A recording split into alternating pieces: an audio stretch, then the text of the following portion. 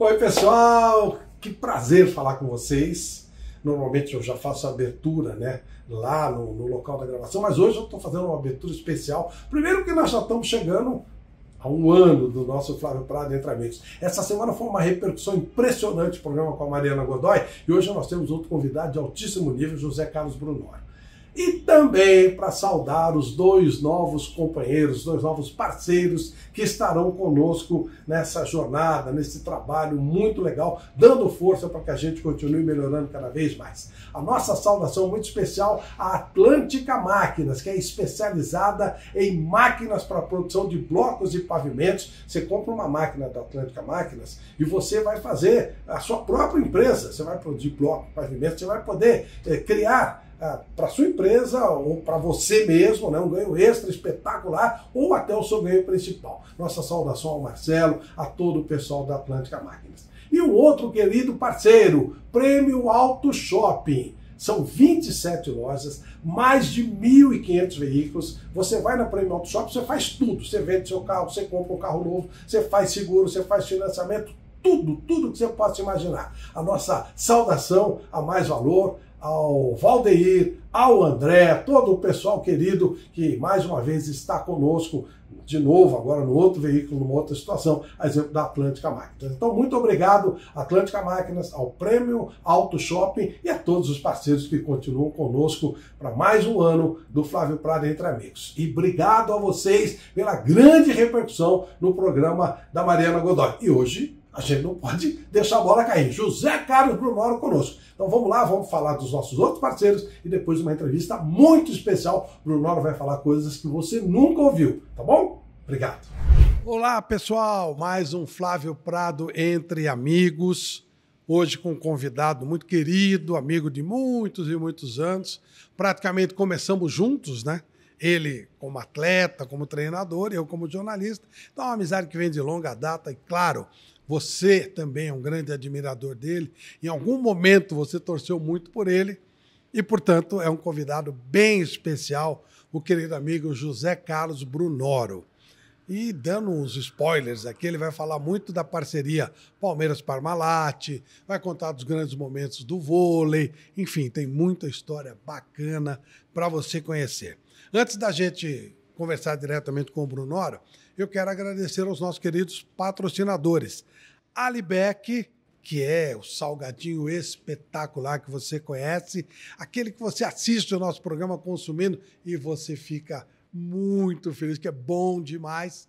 CrossFox Elétrica, garantia para o seu projeto elétrico, está na CrossFox, você sabe disso. Um abraço a todos os amigos da CrossFox.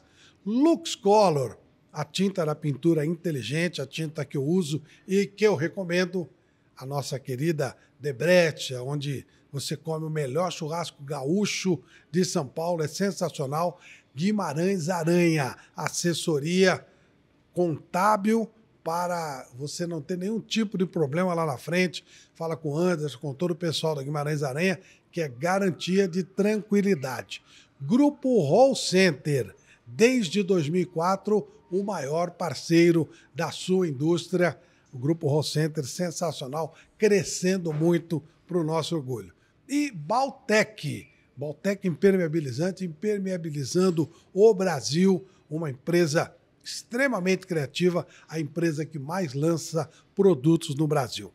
E antes de partirmos, então, para a nossa entrevista, eu quero falar dos nossos apoiadores. Caô MKT, do nosso querido Carlinhos, também Faz Comunicação Visual, do nosso querido Caju, e Deca Esportes. Vocês vão me ver com a camisa bonita, personalidade. Você quer uma igual a essa? É lá da Deca Esporte? Vai na nossa descrição e você vai saber como conseguir uma camiseta dessa, tá bom? Inscreva-se no nosso canal, deixe o seu like, compartilhe, ajuda a gente a crescer, tá bom?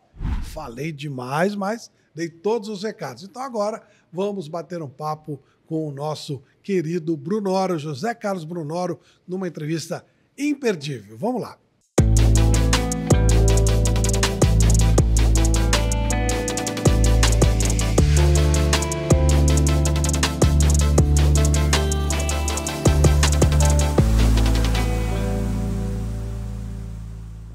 Pessoal, vamos a mais um Flávio Prado Entre Amigos e hoje poderia chamar de Flávio Prado Entre Amigões, porque realmente esse meu convidado de hoje é um amigo de muitos anos. Assim, a gente já fez um pouco de tudo, desde o vôlei, ele fez, né? Eu cobri vôlei, futebol como dirigente, várias equipes, dono de time, enfim, tudo. O homem é uma fera e está com a gente, é um orgulho para nós. José Carlos Brunoro, que honra te receber aqui, tudo bem? Tudo bem, que bom, né? O papo entre amigos, né?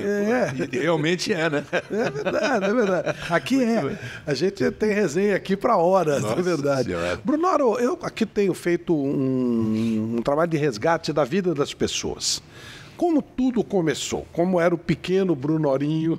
Como é que você começou sua vida? O que seus pais faziam? Comecei minha vida lá em Santo André.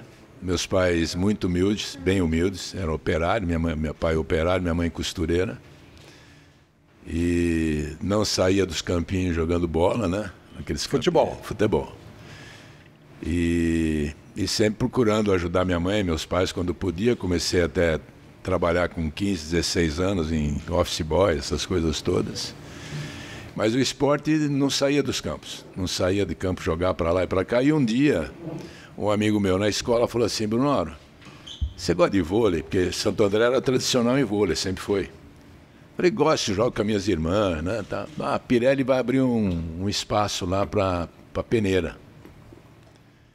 Aí eu fui lá na Pirelli com 14 anos, passei na peneira e comecei a ficar com o vôlei. E aí o primeiro jogo da Pirelli foi muito engraçado, foi no Pinheiros. Eu entrei naquilo e falei, isso aqui existe. Você andava em Campinho? Campinho. Isso aqui existe, né, pô? Falei, que mundo é esse, né, que o vôlei está me proporcionando. O segundo jogo foi no Paulistano. Caramba. Eu falei, porra, eu acho que eu vou ficar por aqui. Lógico. Vou melhorar de vida. E aí comecei a ficar no vôlei, né? Porque achei que podia dar para mim uma representação social melhor, né? Sem dúvida. Do tipo e tal. Você não falou a profissão do seu pai, o que ele fazia? Meu pai era mecânico, trabalhava na Ródia, era uma empresa lá em Santo André, trabalhou 35 anos lá, né? E minha mãe costureira, né? Era uma vida humilde. Bem humilde, né? E aí você começa a entrar nesses ginásios suntuosos e tal. Suntuosos e tal. E aí na cidade tinham dois times, o vôlei e o hand. A hand era uma empresa de cobertores que tinha o melhor time da cidade, que era famoso no Brasil, papapá. E o meu sonho era sair da Pirelli e jogar no hand, né? E aí eu fui convidado para jogar no hand, né? Pô, melhor time da cidade, disputava campeonatos brasileiros, aquela coisa toda. E aí eu fui para lá no juvenil e comecei a me destacar também, fui para o time profissional, só que eu tinha que trabalhar, jogar e estudar, né? Naquela época era amador, né? Até conseguir alguma coisa diferente. Aí com 19 anos eu fui para a Faculdade de Educação Física e aí eu resolvi então, já ganhei uma bolsa, ganhei alguma situação melhor. Como é que você bancava a sua vida? Trabalhando. O que você fazia? Eu trabalhei em banco, meio período, que naquela época dava. Dava. Trabalhei também meio período. Meio período em banco.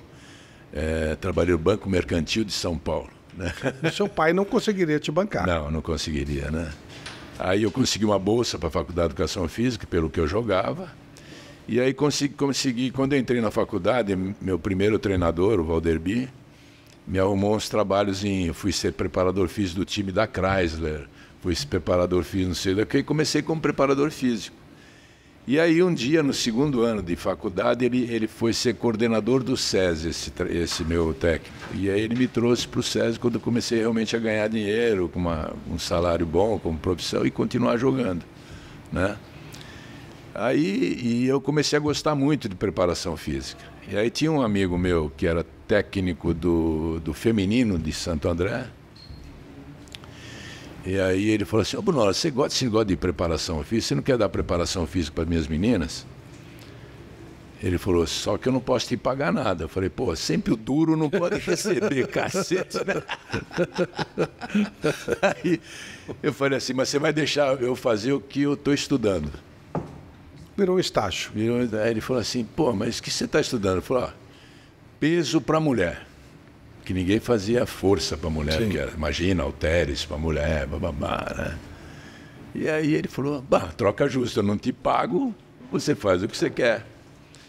E aí essas meninas estavam em quase último lugar no Campeonato Paulista de Vôlei, femininos, juvenil, e eu comecei a mudar o conceito delas, porque ia ficar meio musculosa naquela época, imagina, 1972, 73, só você era nascido, acho que eles não. Ninguém, né? É verdade. Aí o time VU subiu, foi terceiro lugar no campeonato. Que legal. Né? E começaram a saltar mais, tal. E eu ajudava muito na parte técnica, eu era jogador, né? Bater bola, tal. E ele era meio gordinho, não podia fazer isso. O Richard me ajudou muito. E aí no ano seguinte, eu estava no terceiro de faculdade, essa foi um marco, né? Ele foi convidado para ser o técnico da Seleção Paulista Juvenil. Ele falou, bom, você vai ser meu preparador físico, né? Porque você que me ajudou a fazer isso. Aí eu fui para ser preparador físico para ele na Seleção Paulista. Aí houve um movimento para me tirar. Porque eu não era formado, eu era jogador, eu tinha mais a fama de jogador ainda. Os técnicos de São Paulo, imagina, paulistano, Pinheiros, as meninas vão ficar musculosas, aquela coisa toda. Meu método, eu falei, Richard, vou botar o mesmo método de trabalho. Aí quiseram me tirar, fizeram uma reunião na federação, ele falou, se tirar, vai dar problema, ele falou. Mas não é nem formado, eu conheço o trabalho. Se tirar, vai dar problema. Eu vou na imprensa falando que vocês são contra técnico do interior, papapá, ele era um turco. Bom, resumo, fomos campeões brasileiros sem perder um set. Que maravilha. Sem perder um set. Aí eu já não era louco. Aí já passei do estágio de louco para um cara competente. Revolucionário. Revolucionário. Aí todas as seleções paulistas que se faziam, eu era o preparador físico. Inclusive uma masculina com o Douglas, um famoso técnico de Santos masculino, gostava do meu trabalho. E ele me chamou para o Bonoro. Eu fui numa seleção com ele como jogador paulista. E depois ele me chamou, a sua preparação física é legal, vem para cá comigo. Aí eu fui no Campeonato Brasileiro como preparador físico com ele. E depois, com esse trabalho na seleção feminina, na Paulista, eu fui convocado para a seleção feminina de vôlei, de juvenil. E as meninas, como é que elas encaravam essa coisa de que você fez alguma coisa nova num período diferente, né? No começo foi difícil, porque assim, as meninas com medo de ficar musculosa, o conceito de mulher musculosa naquela época era totalmente diferente. Mas eu era um cara assim muito, além de ser jovem, né? Eu tinha 23, 24 anos, era bonitão, né? Aquela coisa toda. Era, né? Agora já era. Então, assim, eu convencia elas, sabe? Vai ficar legal. Mas elas não ficavam musculosas? Não ficavam. Elas ganhavam força, né? Ficava forte, né? Não ficava aquelas coisas assim, marombeira, nada disso. Hoje já fica mais. Mas eu consegui convencer, até porque elas começaram a melhorar a produção delas também, né? Fisicamente, tecnicamente, eu ajudava muito na parte técnica. E uma coisa que eu sempre coloquei na minha cabeça, um sonho que eu fiz, que realmente eu tinha na minha cabeça, que os demais foram acontecendo, era ser técnico da Seleção Brasileira de Vôlei. Como eu falei assim, eu nunca vou chegar a jogador, porque eu tinha que trabalhar, jogar, estudar, não ia dar para mim chegar como jogador. Eu falei, eu vou chegar como técnico. Isso eu coloquei na minha cabeça. E aí esses estágios de preparador físico, sendo auxiliar técnico, também era um caminho para mim seguir por esse trecho. Eu ia aprendendo todas as nuances do voleibol, como preparador físico, como auxiliar técnico e tal. Aí eu fui convocado como preparador físico de uma seleção brasileira em 1976, com 26 anos. Fomos campeões sul-americanos também. E aí, em 78, esse técnico me convocou para essa seleção, o Edenilton, lá de Pernambuco, ele saiu, entrou um outro técnico, o Enio, na categoria adulta. E também me chamou para ser o preparador físico e auxiliar técnico. Porque todo mundo gostava da minha posição por ser jogador, eu batia a bola com as meninas. É o que hoje eles chamam de braço, né? Eles contratam um cara só para braço, né? Eu era braço, preparador físico, roupeiro, mano, era tudo, né? E aí, aí fui com ele. Em 78, ele tinha uma seleção brasileira juvenil que ia disputar o sul-americano aqui no Brasil. E ninguém queria pegar porque ia perder do Peru. Tinha uma rivalidade terrível com o Peru. Uma juvenil, porque a adulta também depois ganhou. Aí o Nusma, que era... Bruno, você quer assumir essa seleção? todo mundo querendo tirar foto. Eu quero. Falei, quero. Aí eu já cheguei no meu primeiro sonho, ser técnico de uma seleção brasileira com 28 anos. Realmente é espetacular. E aí, porra, aí eu de novo com as minhas ideias. Falei, para ganhar do Peru, todo mundo jogava 5-1. Para ganhar do Peru, o Peru defendia pra cacete, meu. Eu falei, preciso pôr duas meninas que defendem para equilibrar, que o nosso ataque é melhor. Aí eu voltei ao 4-2, 4 atacantes e 2 levantadoras, que era a Ivonete e a Jaqueline. A Jaqueline foi medalha. Sim, sim. Aí esse técnico do adulto veio, por que você está jogando assim? Eu queria que jogasse 5-1 igual adulto. Eu falei, Enio, você não quis ficar com a seleção. Então você vai deixar fazer o que eu quero. Aí fomos campeões. Ganhou do Peru? Ganhou do Peru. Aí já fiquei com ele mais um tempo. Fomos terceiro lugar no Pan-Americano em 79. E aí em 78, eu ainda jogava um pouco. O técnico do Santo André falou assim para mim, Bruno, eu preciso de um cara experiente para ser banco do time e tal, né? Porque você já é experiente, quer entrar no meio do jogo, levantando, aquela coisa toda. Eu falei, Chico, era o Chico Anísio, o técnico. Eu não vou poder treinar, estou com esse negócio de seleção, treinando time e tal. Ele falou, não tem problema. Aí um dia eu chego no treino, depois de uma viagem da seleção, eu vejo que não tem técnico, tá todos os jogadores sentados lá na quadra da Pirelli.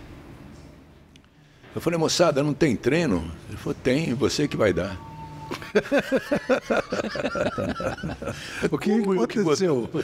O que aconteceu? Não, você vai ser o nosso técnico. Pô, a gente vê o seu treino aí com as meninas, pô, o Chico tá meio cansado e tal. Você vai ser nosso técnico. Era o William, Zé Roberto, Moreno, esses caras que eu jogava com eles, pô. Eu falei, vocês estão loucos? O Zé Roberto é o Guimarães. O Guimarães, o William Carvalho, Moreno, só gente fraca. Eu falei, vocês estão loucos, cara. Como é que você técnico vocês e a Pirelli? Não, já resolvemos na Pirelli. Já conversamos.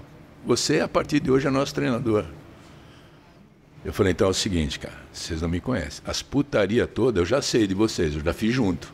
Agora acabou. Não temos só lucro, né? Temos prejuízo também agora. Agora acabou, moça. Vocês não me conhecem como treinador. É por isso, pá. E aí assumi o time masculino. Em 79 eu larguei a seleção brasileira feminina como auxiliar técnico, preparador físico. Aí comecei a me dedicar com o masculino. É uma trajetória mais ou menos assim. E aí aparece aquela fase fabulosa do vôlei. E aí que é onde eu te conheço, você já é o treinador da Pirelli. Isso. E do outro lado tinha a Atlântica Boa Vista. Era um negócio muito... espetacular. Talvez tenha sido o maior momento do vôlei no Brasil, foi. Embora tenha sido... A chama ficou como geração de prata. Mas eu acho que o ouro veio ali, né? Ali mudou a coisa, não foi, Bruno? Foi. E aí foi o seguinte, porque ali também não foi nada por acaso. Na Pirelli, quando eu assumi, eu falei assim, eu quero ser campeão brasileiro de novo, porque a Pirelli não ganhava há algum tempo o Campeonato Brasileiro, nós fomos para Manaus e ganhamos o Campeonato Brasileiro de Clubes. Aí o Nussmann estava montando uma nova comissão técnica. Aí ele falou, Bruno, agora você vai ser convocado para masculina, pô. Estou formando um trabalho diferente aqui com o Bebeto está voltando dos Estados Unidos, ele assumiu um time Atlântica Boa Vista aqui no Rio, um puta timão, né? Agora você foi campeão brasileiro, pô, não tem jeito, você vai voltar, pô. Eu falei, Nussmann, tá bom, maior prazer voltar agora, né, como auxiliar técnico. Eu conversei com o Bebeto, com a comissão técnica, e eles falaram assim, na Atlântica Boa Vista, nós conseguimos fazer os jogadores se dedicarem só ao voleibol. Você não consegue isso na Pirelli, vocês também? Eu falei, vou conversar com a direção da Pirelli, porque aí nós temos que ganhar mais, aquela coisa toda, porque eu por exemplo, era coordenador do SESI, era professor do estado e dava treino, né? Todo mundo assim, os meninos... Era muita coisa para ter um dinheirinho razoável. Razoável. Né? Os jogadores também, eles tinham emprego na prefeitura para jogar, ganhavam um pouco da Pirelli, aí conversamos com a Pirelli, legal, tal. E aí a seleção, o que nós fizemos? Essa foi a grande revolução. O Bebeto, eu e a comissão Tex analisamos que as maiores equipes do mundo treinavam 6 horas por dia, 4 a 6 horas por dia. Nós treinávamos isso por semana. Caramba! Então a diferença era enorme, por isso dessa situação. Então aí nós dividimos a seleção, assim naturalmente, entre Atlântica e Pirelli.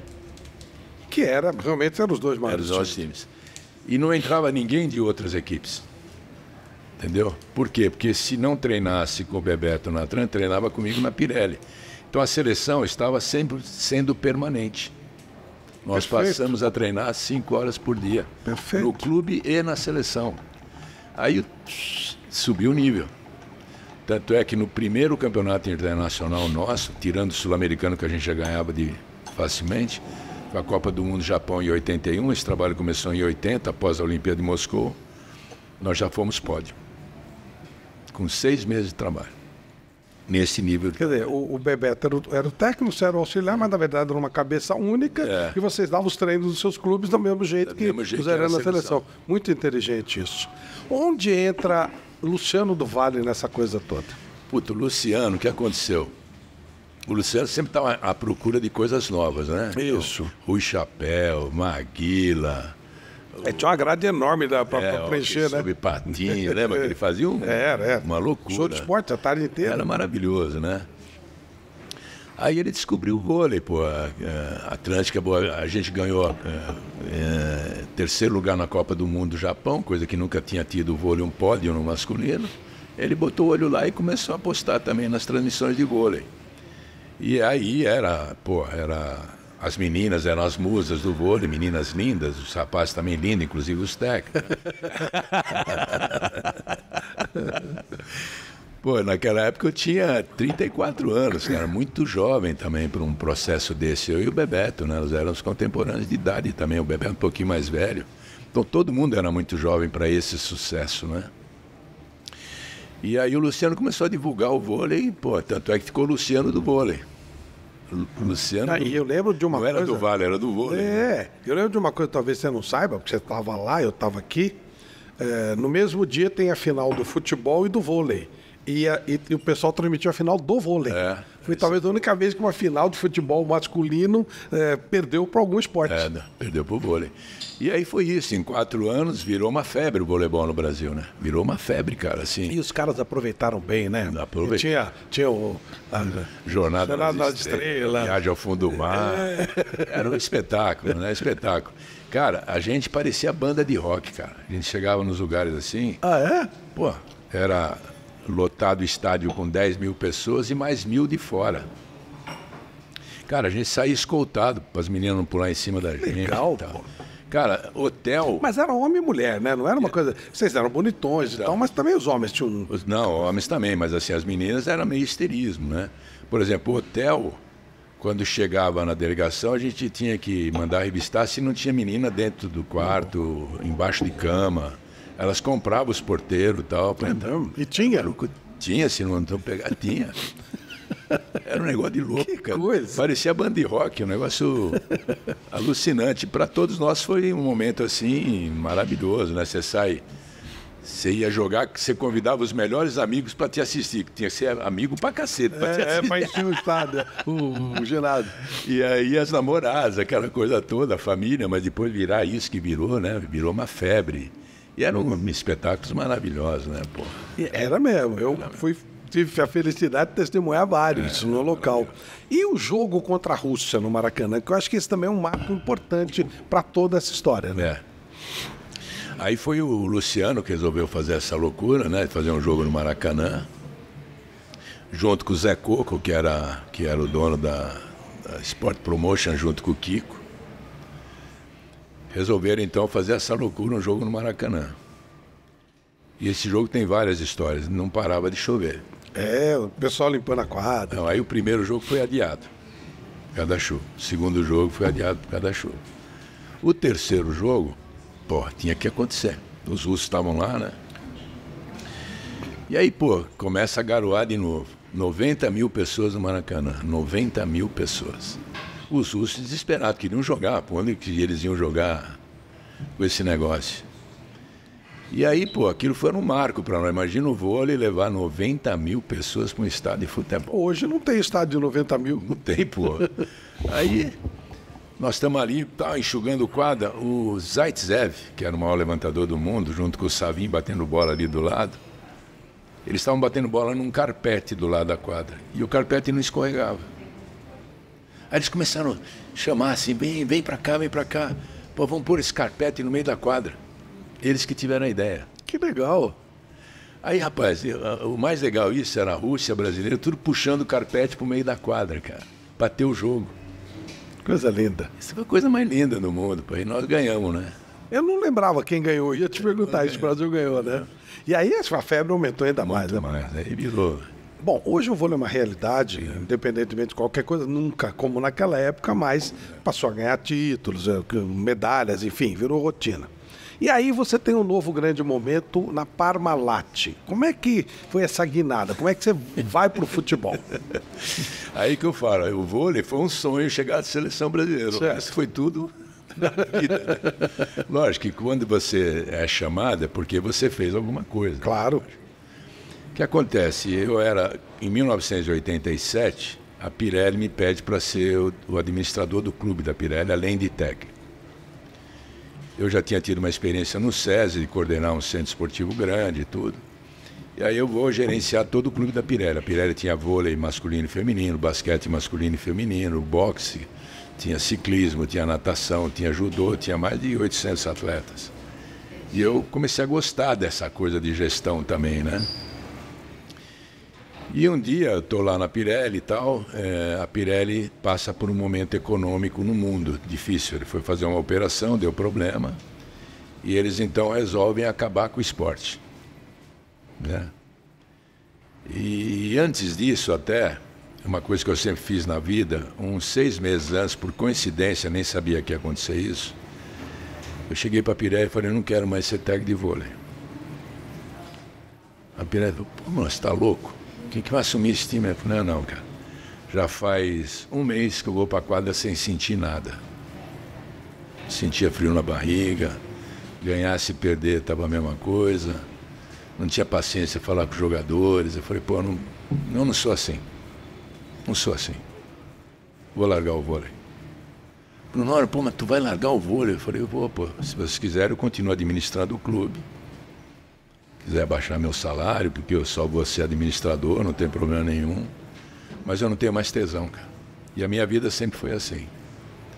Se não tiver o friozinho... Você saberia dizer por que isso aconteceu? Cara, eu não sei se é porque a administração já estava entrando dentro de mim, que eu achava, porque eu sempre fui assim, tentar deixar um legado. O vôlei eu deixei vários. Preparação física, técnica, tudo, né? Já tinha conquistado tudo no mundo. Verdade. Fui campeão brasileiro de clubes, sul-americano, campeão mundial de clubes, fui medalhista olímpico. Pô, que mais que eu ia querer, né?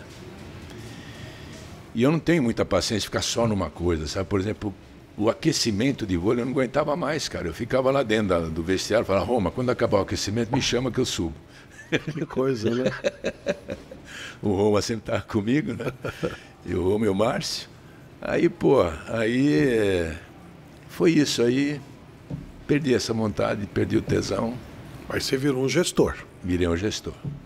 Aí teve essa crise na Pirelli, aí a Pirelli falou, Bruno, o vôlei a gente quer passar por uma outra empresa sem que acabe, porque o vôlei é o carro-chefe da Pirelli. Então nós vamos fazer reuniões aqui na presidência da Pirelli com outros presidentes de empresa para passar o vôlei sem ter prejuízo de imagem, de coisa do tipo, para a Pirelli. Então a gente teve reuniões com vários presidentes de empresa para passar o voleibol. E numa dessas foi a Parmalat. Aí foi o seu Grisende lá, que era o presidente e tal, começamos a falar. E eu era fanático por futebol. Sempre fui. Inclusive sou técnico formado. Um ano eu fiz curso para entender melhor, papapá. Eu ia nos jogos do Palmeiras também, isso é uma coisa interessante. Você era palmeirense? Era palmeirense. Ia nos jogos do Palmeiras, sentava ali na turma do amendoim, ali na numerada. Ah, você também? Mas eu não jogava amendoim. Eu ficava ali, o pessoal virava para mim, porque o time era muito ruim, né, cara? Era. Virava para mim, Bruno, assume essa merda. Olha que coisa louca. Eles reclamavam de tudo, né? E com razão, aliás. Assume esse negócio. Eu falei, pô, como é que eu vou assumir o Palmeiras? Pô, tu ganha tudo no vôlei, assume esse negócio. Eles falavam isso pra mim, cara, olha que loucura. E eu ia embora sem graça pra caramba, eu ia lá pra assistir o jogo. Claro, pô. claro. Aí eu chegava em casa, mais legal ainda. Minha mãe falava, como é que foi o jogo? Eu falei, pô, mãe, ruim, aquele negócio tá ruim. Só vai ganhar o dia que você for pra lá. Olha que coisa sensacional. Cara, fico até arrepiado. Mãe, você nem imaginava, né? Tá louca, mãe, eu vou pro futebol, porque eu tô aqui no vôlei. Como também? Como, né? Pô, olha que louco, cara. Só vai ganhar o dia que você for pra lá. Toda vez que eu chegava do jogo do Palmeiras, ela falava isso pra mim. Cara, porra, até me emociona.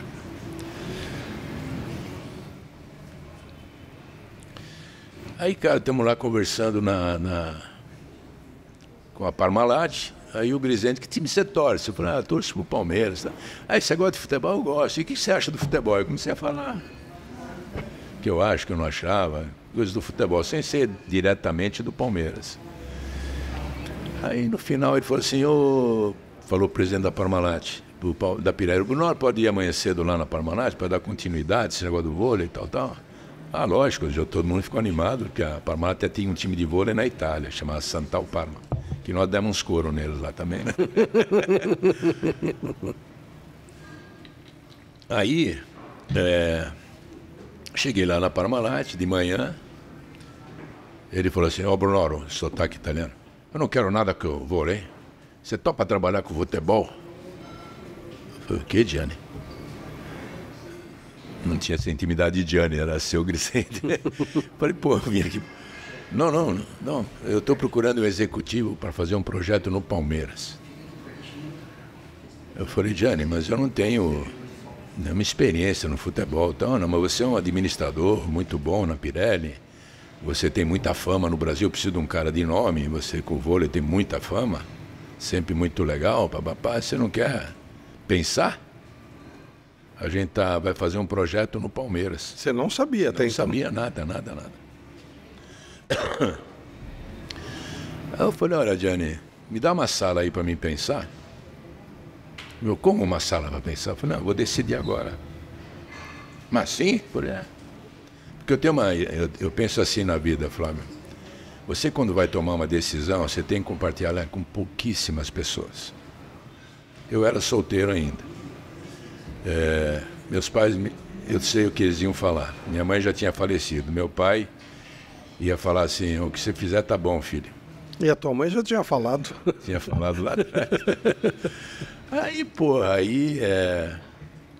Se eu fosse falar com meus amigos do vôlei, nem a pau que eles iam deixar eu ir, né? Claro. Pô, tá louco. Eles sempre sonhavam eu voltar a ser técnico. Claro. Né? Que eu já não era mais, mas eles sonhavam.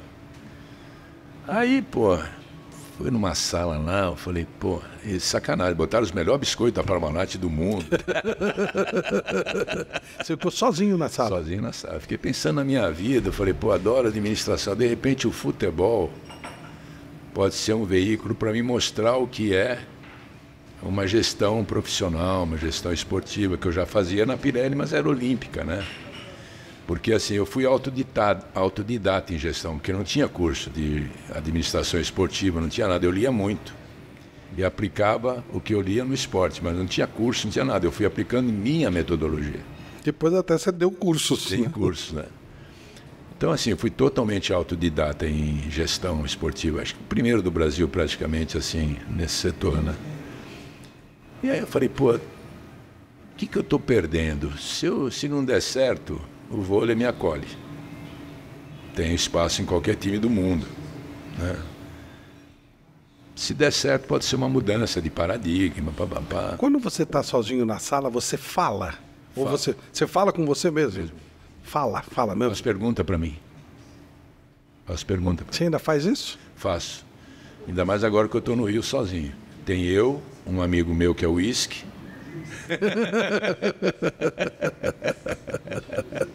E a gente conversa. Entendeu? Eu, por exemplo, toda vitória e toda derrota, hoje no futebol, que eu estou lá de novo, eu primeiro me culpo. O que eu podia ter feito melhor? Sempre foi assim na minha vida. Sempre foi assim. Eu nunca fui lá o jogador, errou, o técnico, porque eu sou o comandante. Alguma coisa pode ter faltado da minha parte. Eu sempre faço isso. Porque quando você comanda alguma coisa, alguma influência você teve. Entendeu? E ali eu fiquei 2 horas ali. 2 horas na salinha, sozinho, conversando com você. Foi uma mudança de vida, porra. Era radical, sem dúvida. É. Aí voltei lá para ele, pô. Gianni, se você estiver falando com outras pessoas, ok, mas da minha parte eu aceito. Mas rápido, é? Ele falou assim, aquele sotaque italiano. Gostei de você, é? Eu até estava pensando em conversar com outros, não vou mais conversar. Vamos acertar aqui nossa vida. Mas você tem que falar com a Pirelli, eu vim aqui para fazer o voo, né? Não, deixa que eu falo com o presidente da Pirelli. E outra coisa, eu estou no momento na Pirelli de deixar todas as modalidades que a gente está terminando lá, estou encaminhando todo mundo, todos os atletas, tudo, eu vou precisar de 1 mês, 2 lá. Não, você fica meio período lá, meio aqui, eu vou falar com a Pirelli. Pode deixar que eu me resolvo com a Pirelli. Eu falei, mas Gianni, o que eu vou fazer? Ele falou, não sei. Eu falei, eu também não, então vou fazer não sei junto. Que coisa sensacional. Louco, cara, louco. Foi assim mesmo, cara. Louco, assim mesmo. E aí, ele falou, pô, quem levou essa história do Palmeiras para lá foi o Beluso, que era conselheiro da Parmalat, o Nicola, Jorge Nicola, que era um outro conselheiro da Parmalat do Conselho do Palmeiras, e levaram essa ideia para a Parmalat. Então, faltava um cara para pilotar isso. Aí chegou no meu nome. Foi um baita projeto, não foi, Bruno? Ah, foi sensacional, né? Porque assim, primeiro que a gente teve uma mudança radical de profissionalização, né? Quer dizer, foi a primeira vez que alguém fala assim, pô, vamos botar um executivo, né? E uma coisa muito bonita era a cogestão. Você falando com o seu Serafim, imagino que no mesmo nível, e um respeitando o outro, 2 pessoas inteligentíssimas. Acho que isso ajudou bastante. Bastante, porque assim, quando eu cheguei lá, a gente não tinha ideia do que fazer. Nem eu, nem o Gianni, né? Aí estudando um pouco, até conversei na época com o Zico era ministro do esporte. E ele estava tentando colocar a lei Zico, que profissionalizava o esporte. Uhum. E aí, o que acontece? Depois tem uma história com o Zico interessante, fora essa. Mas na época não podia ter time empresa. Então eu falei para o Gianni, nós não podemos chegar aqui e tomar conta do Palmeiras. Vamos fazer um processo divisório, quer dizer, 50% decisório do Palmeiras, 50% da Parmalat. E a gente, vamos dar um nome para isso. Aí apareceu cogestão. E eu nem sabia que no mundo acadêmico existe o processo de cogestão. Surgiu do nada, depois eu fui estudar. Existe o processo de cogestão academicamente. E aí eu falei, e quando tiver, esse foi o grande segredo, quando tiver a radicalização de opiniões, vale a do Palmeiras. Mas por que vale a do Palmeiras? Porque nós não somos o Palmeiras, nós não somos dono do Palmeiras. O Palmeiras é uma entidade, que vai ser centenária daqui a pouco, Temos esse direito, né? E aí o Palmeiras colocou 3 pessoas para trabalhar comigo. Foi o Serafim, o Strufaldi e o Tipulo. 3 pessoas maravilhosas, que entenderam o que eu pensava e me ajudaram, entendeu? A me defender dentro do Palmeiras. Porque o Palmeiras era um turbilhão político, né? Então, eu peguei uma pessoa da Parmalat, que era o Bagatella, passou a trabalhar comigo, uma pessoa fantástica também, que me ajudou muito. E aí fizemos esse processo. Então, todas as decisões eram tomadas em conjunto, né? E houve algum momento em que a coisa não pegou? Cara, tinha as discussões, né, normais, mas a gente tratava isso internamente, não levava isso a público, né? Não levava isso a público. Então teve decisões de jogador, decisão contrata esse, não contrata esse. Até a decisão de contratar o Vanderlei é muito engraçada, né? Bom, o primeiro treinador seria o Nelsinho Rosa. Não, o primeiro treinador, a gente chegou, o Nelsinho Batista estava saindo. Assim? Estava saindo, quando eu cheguei. Uhum. Quando o Nelsinho Batista saiu, teve a escolha do treinador. Eu fui chamado numa reunião, tinha várias pessoas numa sala, e aí então cada um escolhia um nome. E aí pediram para mim opinar. Eu estava lá 15, 20 dias, eu falei, eu não vou opinar, estou chegando agora, quero ver como é que funciona. Não, você vai opinar. Eu falei, não vou opinar, eu não... Fica à vontade, eu estou aqui nesse momento para montar um projeto, tal. E aí eu já pensando em nomes para o futuro, eu comecei a olhar a trajetória do Vanderlei, porque ele subiu o Bragantino da 3ª divisão para a primeira, foi campeão paulista, né? E eu falei, o Vanderlei é um cara que tem um estilo, porque eu estou pensando em ser campeão, tirar o Palmeiras da fila em 3 anos. Que eu não acho que num dia para noite a gente vai tirar. Claro. E um cara que sabe trabalhar. Aí eu falei, ó, eu vou dar minha opinião aqui, mas de longe, eu tô vendo. Eu falei assim, ó, meu nome hoje seria o Vanderlei Luxemburgo. Tá vendo que você não entende nada de futebol? Deram uma dura, cara. Eu não queria falar, eu não queria falar. Tomei uma dura do cacete. E aí? Aí já os 3 mosqueteiros, que eu chamava os 3 mosqueteiros, o Serafim, Estrufaldo e o Tipulo, mas também não vão trazer esses nomes que estão falando aí, vão trazer um cara meio novo e tal. E a gente trabalhou para vir o Otacílio Gonçalves, que tinha sido campeão paranaense. Teve o negócio do Nelson Rosa, que ele não aceitou. Calma, aí é outro papo, né? Aí é outro papo. Ué, até que hora vai esse negócio aqui? Até a hora que você quiser. Aí, conseguimos trazer o Otacílio, conseguimos resgatar, porque o Evair estava afastado, né? Eu falei, não pode o Evair ficar afastado, né, cara? Baita jogador. Subimos o Evair de novo, montamos um projeto. Aí eu falei para a Parmalat, se a gente quer voltar a ser campeão, nós não podemos trazer gente que não tenha sido campeões.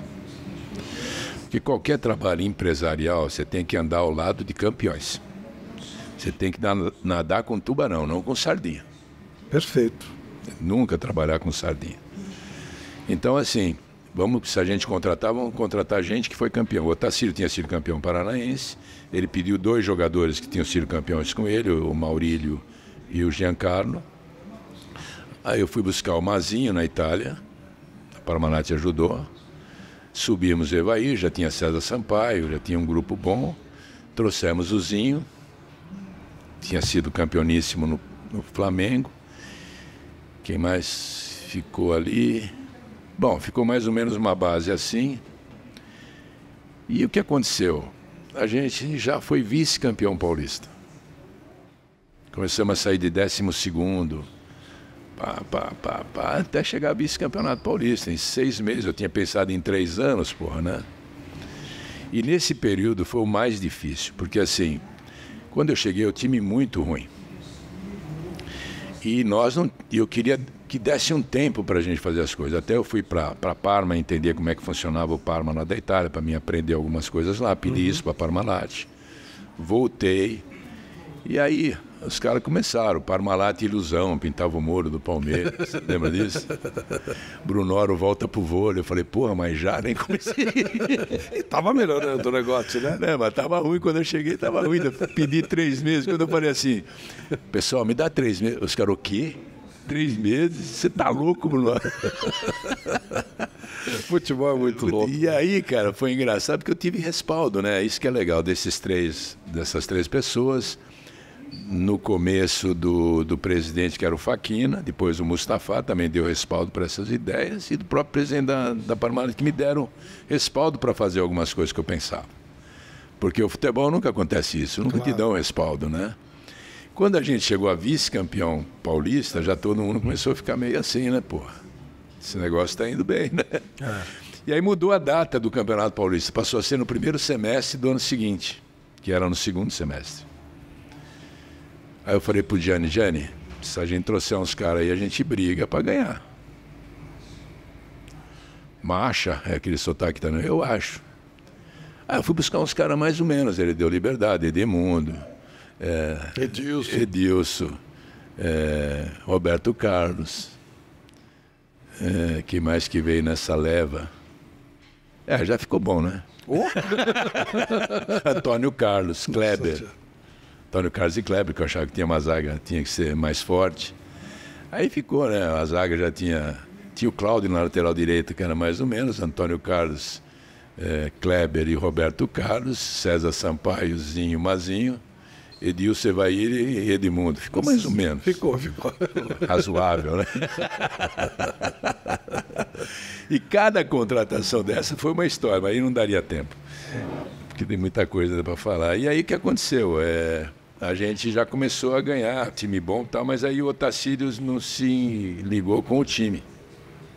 Vamos escolher um novo técnico. Aí eu falei, agora eu já tô grande. Então moral, já tô grande. Pô, aí eu falei, eu quero o Vanderlei. Aí o pessoal do Palmeiras, o Tipulo, a gente gosta daquele Nelsinho Rosa do Vasco e tal, então vamos fazer diferente. Agora, qualquer pessoa que venha para cá tem que ser entrevistado. Eu não entendi essa no futebol de cada um dar uma opinião. A gente tem que entrevistar se a pessoa entende o nosso projeto, não entende, como qualquer empresa, pô. Claro. Né? Aí, pô... Vem cá, vocês têm moral? Dá mais um café aqui ou não? Não. Manda café. Aí, pô... Aí, meu... Vamos alugar uma sala no Rio e entrevistar os dois. Aí, tá bom. Primeiro a vir foi o Nelsinho Rosa. Eu e o Tipulo só. O Tipulo tava muito pelo Nelsinho. Né? Chega o Nelsinho lá, carioca. Ó, o projeto é esse, da Parmalat, o time é esse, papapá. Ele assim, mas pra quando é o projeto? Falei, pra agora, cara, estamos sem técnico. Pô, tô com um problema de reforma na minha casa. Não dá para esperar uns 15 dias. Eu falei, não tô ouvindo isso, né, cara? Pô, o cara, uma chance dessa na vida, né, cara?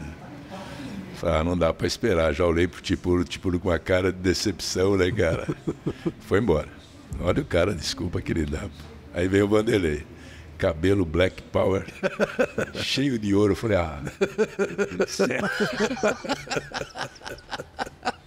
camisa de cedo, falei, meu Deus, empresa italiana. E ele naquela época tinha o apelido de Madureira. Cacete. O Tipulo já deu um sorrisinho, né? Se conta pra mim. Aí, pô, cara.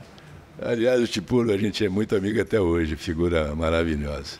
Aí, pô, o Vanderlei entra. Não, eu conheço todo o projeto, eu acho que é a chance da minha vida. Legal. Da minha vida. Meu sonho é chegar à seleção brasileira, isso aqui é um passo para mim chegar à seleção. Se eu falar para vocês que precisa contratar alguém, vocês vão me mandar embora hoje, ele falou assim para mim. Eu acho que o time está jogando errado, veio todo preparado. E aí veio o Vanderlei. Que legal. E depois meteu até terno. Depois melhorou. Eu vou dar um banho de loja nesse cara. Não, mas aí a primeira vez, ele continuou com a camisa de seda decisão de 93, ele ainda estava com as coisas dele. Ele tava meio, seu cabelo já estava mais baixo, né?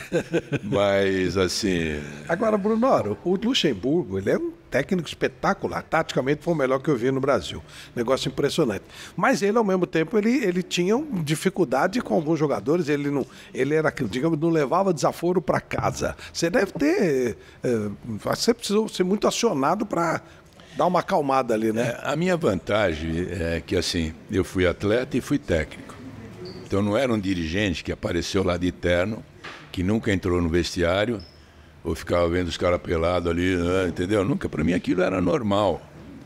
Eu já lidei com feras no vôlei também, pessoas difíceis, pô.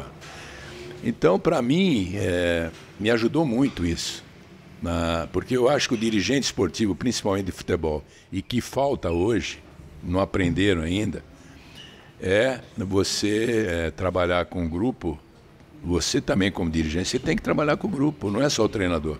Inclusive, o treinador, quando vem trabalhar comigo, fala assim, olha, você faz parte do processo, você não é o processo. Você faz parte do processo. Até hoje tem treinador que acha que ele é o que manda em tudo. Quem paga a conta, quem contrata, entendeu? Não pode ser o cara que manda em tudo, ele tem que olhar o outro lado da história também, pô. Então eu sempre falei isso. E eu acho que no futebol a gente tem que trabalhar mais com prevenção. Por exemplo, quando você tem um problema no vestiário, no futebol, essa coisa toda, você tem que tentar que o problema não se espalhe. Porque se espalhar no futebol, meu amigo, fica grupinho daqui, grupinho dali. Então eu tinha muita vocação para conversar com os jogadores. E fazia isso muito junto com o Vanderlei. Tinha vezes que o Vanderlei falava, conversa ali. Tanto é que na final mesmo, de 93, ele falou, você não vai para a tribuna nem fudendo. Pode falar essas coisas? Pode falar essas coisas nem fudendo assim? Claro. Que é a linguagem do Vanderlei, né? Lógico. Se dissesse ele, falou assim, de nenhuma maneira não seria ele.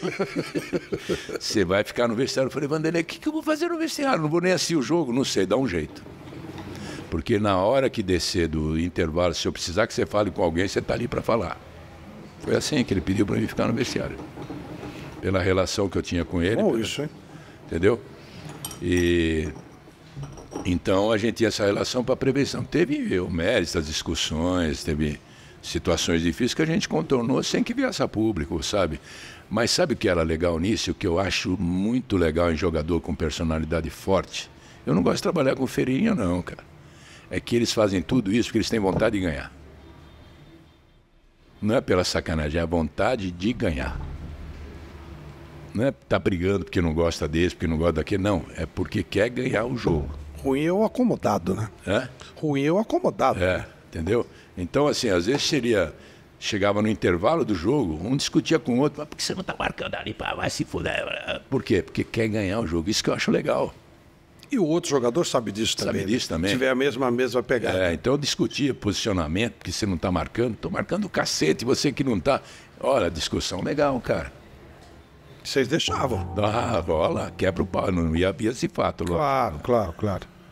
Até teve algumas, né, que... Ameaça, quase. Eu não entrei no meio que eu ia tomar umas porradas. O projeto da Parmalat foi maravilhoso. Como é que aquilo acabou, Bruno? Então, cara, eu saí antes. Eu saí em 97, porque pouca gente sabe, no projeto da Parmalat, que estava vitorioso, eu cuidava do Juventude Caxias, que a Parmalat, onde comprava uma empresa, ela resolveu patrocinar um time. E eu que cuidava disso. Então, ela comprou uma empresa no Sul, eu escolhi o Juventude. Que acabou com a minha boa vida, o Juventude. Porque eu era solteiro, tinha 44 anos, bom vivan, e conheci uma gaúcha, casei.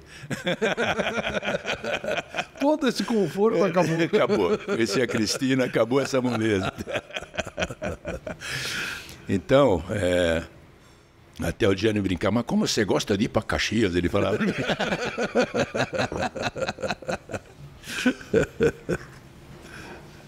E aí, a gente abriu uma empresa na Argentina, eu fui lá, fiz todo o contrato com o Boca Juniors. Abri uma empresa no Uruguai, fui lá, fiz todo o contrato do Peñarol. Abri uma empresa no Chile, fui lá, fiz todo o contrato do Chile. Então eu cuidava de 6 times na América do Sul. Porque nesses times não era cogestão, mas era uma gestão um pouquinho dinâmica. A gente ajudava a contratar um jogador, porque a Parmalat sempre se preocupou com a performance. A performance é que trazia visibilidade. Entendeu? Então eu ficava no ar. 6 times para cuidar em toda a América. Depois ainda, a Parmalat resolveu fazer o patrocínio do Benfica, achou que eu devia negociar com o Benfica. Ainda fui para Portugal negociar o patrocínio da Parmalat com o Benfica. Aí já fiquei com mais um time na Europa. Pô, chegou uma hora que eu falei, meu Deus do céu, né? Esse negócio tá ficando grande. Lógico que para mim, pô, imagina a experiência para mim disso. Claro. Pô, acho que pouca gente no Brasil teria isso, né? Aí em 97, eu falei, Gianni, vou querer voo solo. Eu cheguei aqui na empresa, hoje eu sou diretor estatutário, quer dizer, a única promoção minha seria no teu lugar, que nunca vai acontecer e nem quero, né? Nem tenho capacidade para isso. Mas acho que está na hora de eu voar, já são tantos anos, acho que eu dei o retorno necessário, ele ficou puto pra caramba, e não entendia. E nesse interim, eu já estava cuidando também da Fórmula 1. Com o Pedro Paulo. Com o Pedro Paulo. Porque que aconteceu? A Parmalat... Você já tinha sua empresa, né? É? Você Ainda não tinha. E aí o que aconteceu? O Abílio fez um projeto com várias empresas para patrocinar o filho dele na Fórmula 1. E o Gianni falou, você vai cuidar da Fórmula 1? Eu falei, nem a pau, Gianni. Nem a pau, porque eu não tenho tempo, cara. Ou começa a ir mal todos os times. Porque o olho do dono engorda o gado, né, cara? Claro. Começa, e eu sou muito de ficar ali olhando, né? Ah, mas como você não vai para a Fórmula 1? Eu falei, não, pô, todo mundo quer, imagina, Fórmula 1, pô, quem que não quer trabalhar? Falei, eu não, você pode escolher outra aí da diretoria que quer ficar perto do Abílio. Eu nem conhecia o Abílio ainda. Mas como? Eu tô pedindo. Eu falei, Gianni, desculpa, eu sei que você tá pedindo, mas não vai ser produtivo, cara. Primeiro que eu não entendo absolutamente nada disso, cara. Nada. Ah, tá bom, tá bom. Escolheu um outro diretor lá para ficar e ficou. Passou uns 3 meses, o Gianni falou assim para mim, ô Brunoro, o Abílio quer te conhecer. Falei, ô Gianni, tem coelho nesse negócio aí, né? Não, vamos lá. Tá bom, aí o Abílio chega lá. Pessoa, puta, tive a honra de trabalhar com ele muito tempo, né? O Abílio, pô, eu queria te conhecer, pra mim é uma honra. Falou, Abílio, desculpa, o negócio tá invertido aqui, né? Quem queria te conhecer sou eu, né? Não, é que conversei com o Gianni, a equipe do Pedro lá tá com muitos problemas, né? E aí foi uma das coisas que eu sinto com o elogio dos maiores homens do Brasil, né? Eu falei, Abílio, mas que tipo de problema? Não, tá muito mal lá, pô, de repente você podia dar uma olhada no que tá acontecendo lá.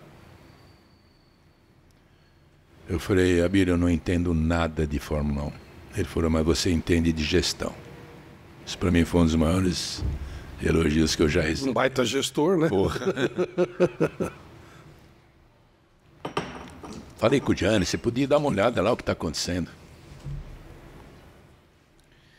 Eu falei, olha, tá bom, vou falar com o Gianni e tal, ficamos lá conversando e tal. Quando eu saí, o Gianni falou assim, ô Brunoro, vou falar uma coisa pra você. Sabe quanto eles compram da gente por ano?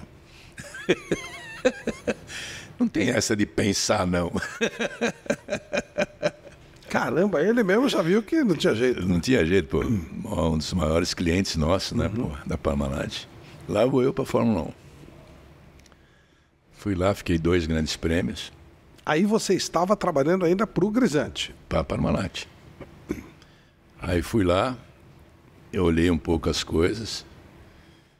Aí não precisava ser muito bom para ver que estava tudo errado na equipe, gestão totalmente errada, o Pedro Paulo meio dono da equipe, fazendo o que queria, tal.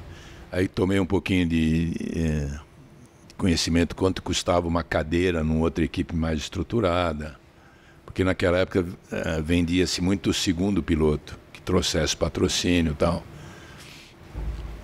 Aí eu cheguei no Brasil, eu falei assim, pô, fiz um relatório.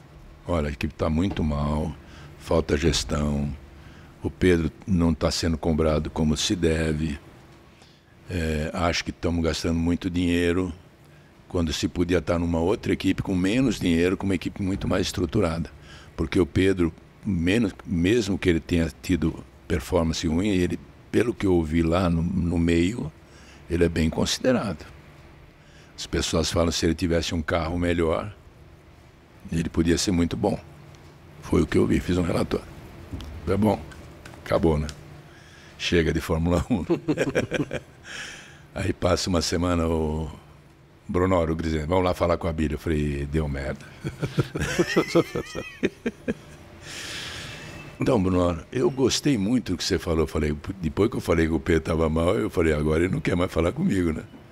Principalmente o que você falou do Pedro, que ele não está sendo cobrado devidamente. Então, vamos buscar uma equipe para o Pedro. Como vamos buscar uma equipe para o Pedro? Já te meteu no negócio, né? Aí o Gianni, Noro, você tem uma reunião, olha que louco, cara. O Zé palmeirense lá da Vila Basto. Você tem uma reunião marcada com o Bernie Eccleston na Inglaterra. Eu tenho uma reunião com o Bernie Eccleston. Tá marcada. Mas que caralho é esse?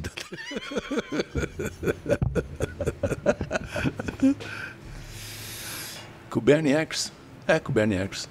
Você não sabe, quando a equipe Brabham Parmalat, que corria o Nelson Piquet, o Niki Lauda, era da Parmalat. Sabe quem era o dono da Brabham? O Bernie Eccleston. Então o Bernie Eccleston tem uma gratidão pela Parmalat muito grande.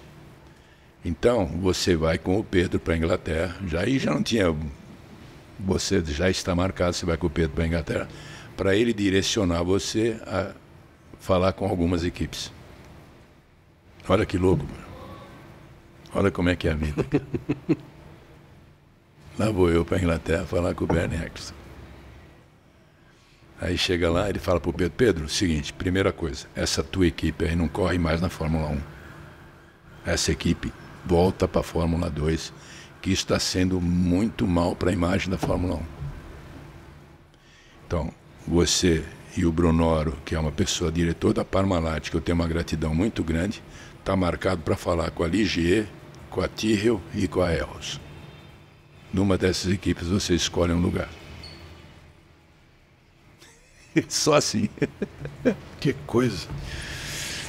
Cara, minha vida é louca. E o Audax, que é uma criação sua? E só para terminar, eu escolhi a Ligier porque o Pedro tinha que fazer um teste, nas outras não. Ah, é? Você quis que ele fizesse o teste? Quis que ele fizesse um teste. E o Pedro, porra, Bruno, vou fazer um teste.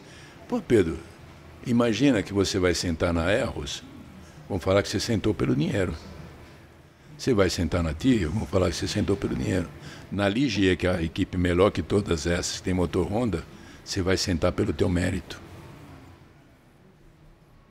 E deu certo. Porra, olha só como é que é louco isso. Então, fui na Ligier, você tem que fazer um teste, só que o teste é vocês que pagam.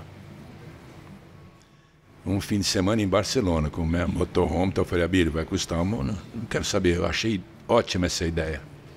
Pagou todo fim de semana em Barcelona para fazer o teste.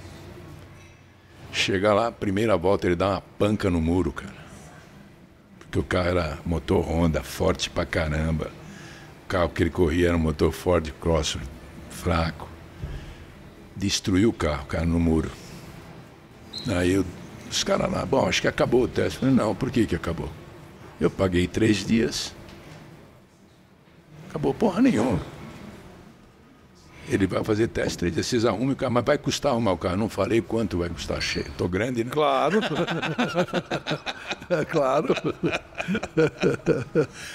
Ele vai testar. E passei a noite com o Pedro. Pedro, vai com calma, vá, se tem condição. Aquela coisa de técnico, né, para o atleta. Uhum.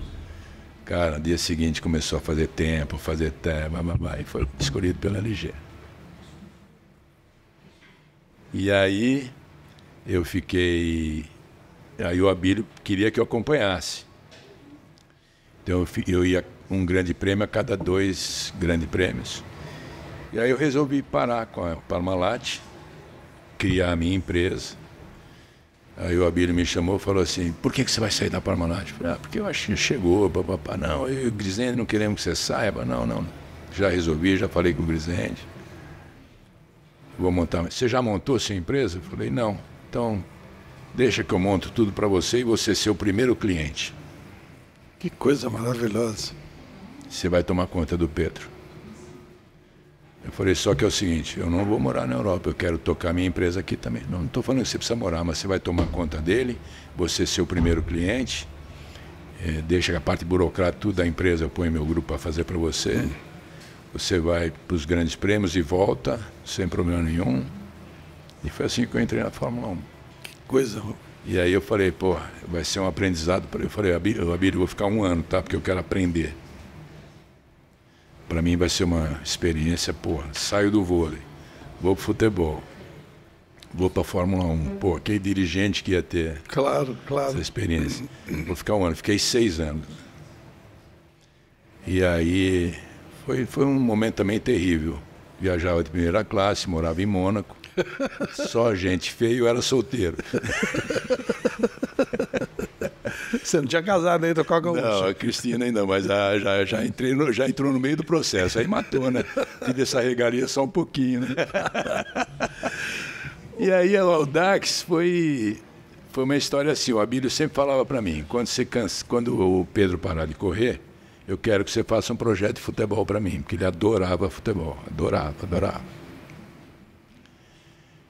Aí tá bom, aí o Pedro parou de correr e quis comprar a Prost.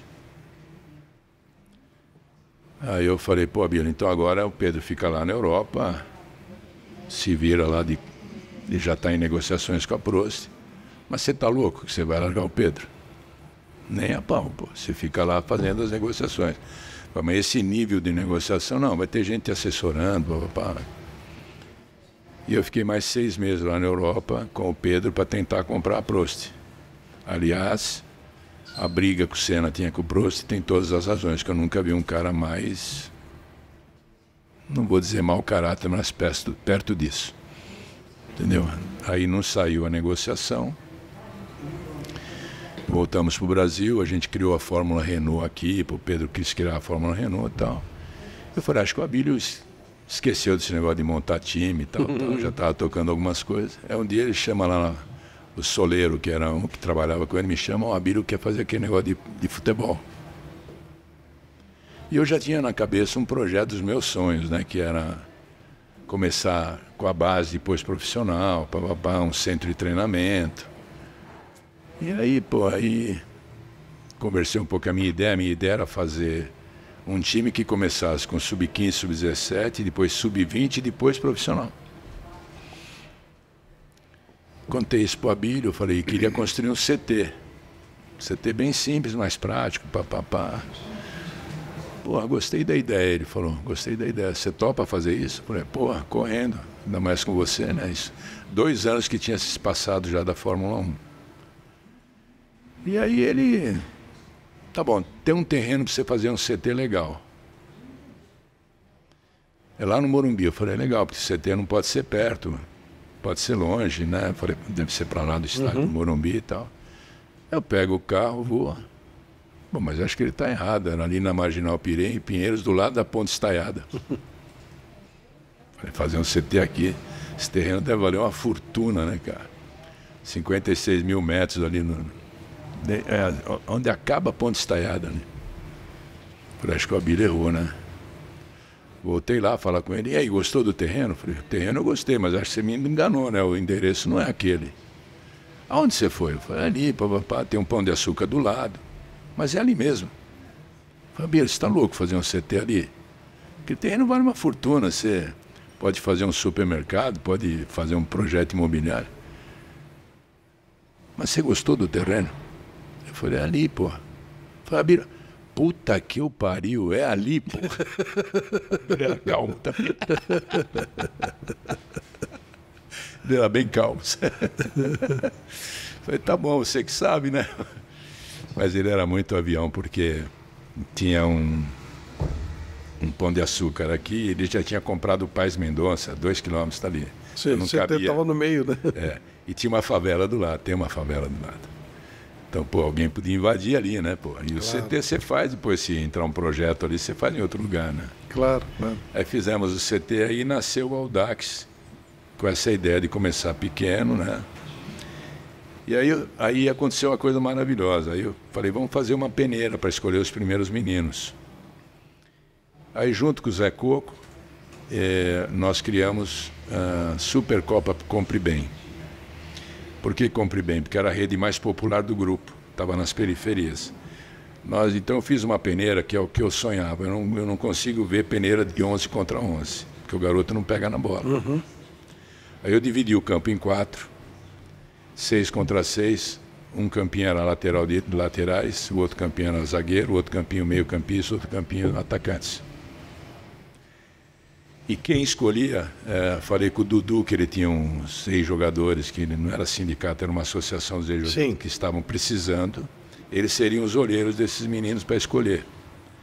A gente ia escolher, eu falei, a gente vai limitar a inscrição em 20 mil, para escolher 3 mil para fazer um campeonato assim de 11 contra 11, mas vai escolher já as posições, né? Porque nesse joguinho de 6 contra 6, o moleque pega na bola pra caramba, né? Vai saber quem era. Então o projeto foi muito bonito, a gente fez esse tipo de coisa e escolhi o padrinho do projeto. Falei, pô, Abílio, vamos escolher um padrinho. Ele falou, quem? Eu falei, o Cafu. Mas por que o Cafu? Porque ele foi reprovado em 8 peneiras. Legal. Entendeu? E aí o Cafu, a gente fez uma carta do Cafu para todo menino que era dispensado receber a carta do Cafu. Que legal. Para não desistir e tal, entendeu? Eu já fui bom nisso. Quem saiu dessa peneira? Paulinho, o principal foi o Paulinho da seleção. Que foi para a seleção brasileira, não está no Corinthians. Tem outros jogadores aí também que foram para clubes, né? E aí a gente escolheu os 72 meninos, só que você não sabe. Sabe quantos se inscreveram? 72 mil garotos. Que maravilha. 72 mil garotos. Vejo como há uma necessidade, né, desse espaço. Porque assim, quando chegou em 20 mil, eu falei para o Abílio, parou agora que a gente já estava programado para fazer com 20 mil. Você tá louco que parou? Olha o movimento que está dando, olha o negócio, né? Chegou em 30 mil, eu falei, Abílio, porra, parou. Não, segue. Chegou em 70 mil, eu falei, Abílio, agora parou. Agora parou. Eu tinha feito um negócio para 2 meses, vou ter que fazer em 6. Não, tá bom, para agora. 70 mil, cara. Porque era Grande São Paulo e Baixada Santista, né? Lindo isso, lindo mesmo. Bruno, tem muita coisa, mas é claro, a gente tem que em algum momento parar. Hoje você dirige uma empresa a parte de gestão esportiva, de uma empresa de roupa feminina no Rio de Janeiro. Como é que está sendo isso para você? A Zinzane, né? Zinzane, os donos da Zinzane, o Renato Vilarinho e a Cláudia, foram jogadores de vôlei. Quando eu estava no Curitiba, eles começaram a me ligar porque eles queriam que a empresa ativasse o marketing através do esporte. E eles começaram a me ligar. Pô, quando você cansar de futebol, vem para cá. Aí eles estavam patrocinando o Botafogo, o Fluminense e o Bahia. Pô, o que eu faço com isso? Né? Porque eles estavam patrocinando, eles foram super inteligentes como são. Não é à toa que eles têm uma empresa de 180 lojas no Brasil inteiro. O que eu faço com isso? Porque na época da pandemia, então, se eu patrocinar esses times, eles vão ser vistos na televisão, não no estádio, né? Uhum. Entendeu? Porque não tinha público, né? Então, e era barato, porque quem queria patrocinar sem público e tal, então ele patrocinou os 3. O que eu faço? O que eu faço com backdrop? O que eu faço não sei o quê? Começaram a pedir orientação para mim. Mas sabe, né? Quando você cansar, vem para cá. Quando você cansar, vem para cá. Eu saí do Curitiba, fui conversar com eles, e eles, então, acertei com eles, só que eu tinha que morar no Rio, para desenvolver o marketing esportivo da empresa. Aí a gente tinha já os melhores jogadores e jogadoras de vôlei de praia, que a gente pegava os melhores para poder estar nas finais, porque aí tinha televisão, então o boné é nosso. Aí a gente, desses 3 patrocínios, ficou só com o Fluminense, porque também ele é fluminense, né? Pegamos o vôlei feminino Fluminense e fizemos um projeto. Resolvi fazer um projeto também de para-atletas, porque pela lei, dependendo do número de funcionários que você tem que contratar deficientes.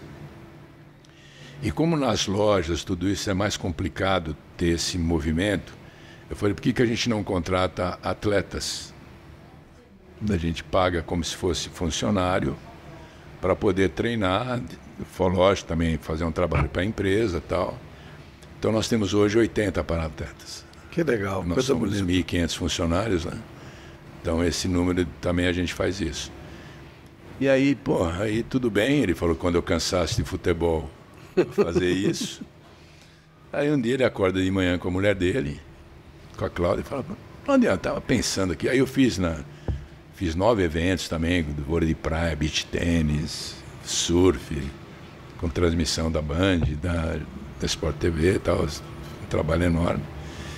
Mas se eu tivesse o Hamilton aqui na Zinzane, eu daria o quê pro Hamilton? É um carro, né? Eu tô com o Nora aqui, não vou fazer futebol. Voltamos ao ponto de partida. Eu falei, ele me chamou, eu falei, tu me enganou. Você falou que quando eu cansasse, não dá, Eu falei, mas então, a Zinzane, a gente vai ter que fazer um trabalho diferente. Não dá para fazer um trabalhozinho, porque é uma marca também importante e tal.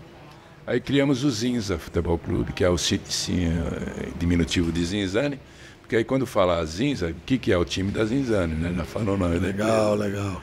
Aí começamos na 5ª divisão do Campeonato Carioca, já ganhamos a 5ª divisão, fomos campeões do Sub-20 da 5ª divisão, fomos vice-campeões do Sub-17 e Sub-20 de novo ano passado, subimos para B2. E começou esse projeto. Eu falava, quando eu fui para Zinzana, até brinquei com a Cristina, falei, pô, agora cansei de ver homem pelado no vestiário, vou ver umas meninas bonitas, voltei a ver homem pelado no vestiário. E para a gente finalizar, é verdade que esse homem com tanto título, tanta conquista, etc., quando ganha uma base no Rio de Janeiro, chorou? Pô, cara, chorei muito. Primeiro que eu gosto de ser campeão, né? Claro. Independente do que tá. Segundo, porque a gente só é grande profissional se tiver o espírito de amador. Aprendam isso, juventude. A gente só é grande profissional quando é o espírito de amador. E para mim é o espírito de amador. Eu estou começando. Estou ganhando de novo. Com um time lá embaixo. Tem coisa mais bonita que isso? Mais emocionante que isso? Chorei mesmo. A minha última pergunta. Com toda essa vida maravilhosa que você tem, se Deus descesse aqui e te desse direito de fazer uma pergunta para ele, sem réplica, nada. Você vai fazer a pergunta, ele vai responder e acabou. Que pergunta você faria? Para Deus? É, pergunta difícil, hein, cara? Mas eu falaria assim para ele. Ilumine a cabeça do ser humano, para que ele tenha conceitos espirituais, para que eles tenham conceitos humanitários, que está se perdendo muito isso. Então, por favor, que a gente volte a ter esses princípios, porque a humanidade está perdendo o que é ser um humano. Ela está sendo ser humano. Seria nem uma pergunta, seria um pedido, né? Isso é um pedido. Leva o meu junto. Obrigado, Bruno. Deus lhe pague, meu amigo. Ótimo receber você aqui. Porque eu falei muito aqui, né? Ao contrário, falou pouco. Vamos fazer, quando a gente fizer, que nós vamos fazer temporada, né? Você volta aqui porque você tem muita coisa para contar. Ô, se tem. Gente, maravilhosa entrevista com o Zé Carlos Brunora. A gente encerra o Flávio Prado Entre Amigos deste hoje. Olha, você gostou? Compartilha, viu, seus amigos. Inscreva-se no canal, deixe seu like. Valeu?